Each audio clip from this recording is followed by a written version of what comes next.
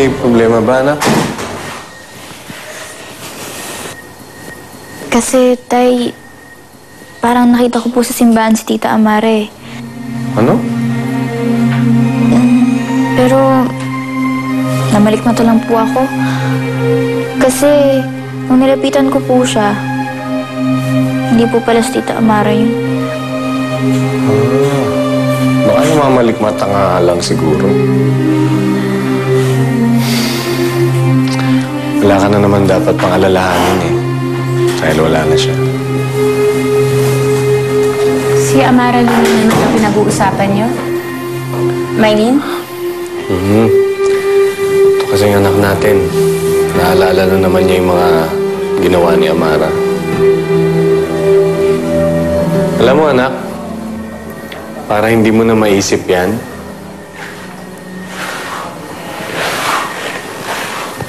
ito. Ang cute naman po na to. Yan. Oh, para ka hindi ka na nag-iisip ng kung ano. Alam mo, nag-iiba-iba kulay niya. Oh. Salamat po. Welcome. Kaya papangalan ko dito. Pag galit siya, yan, kulay green. Hello, ma'am. Nasaan ba kayo? Hindi ko kayo makita eh. Andito ako sa harapan mo, Benito. Ma'am, hindi ko makapaniwala. Buhay kayo. Paano ka nakaligtas? Hindi ba kaya nga kita tinawagan? Paano ko kaya gagawin kung hindi ako buhay? Iniisip nila na binaril kong sarili ko. Pero I committed suicide. Pero hindi yun yung nangyari.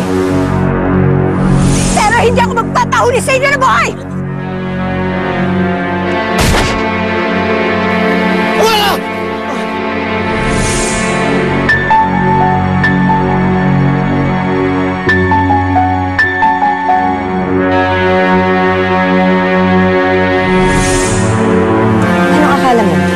Na ikaw na makakalusot sa mga pulis?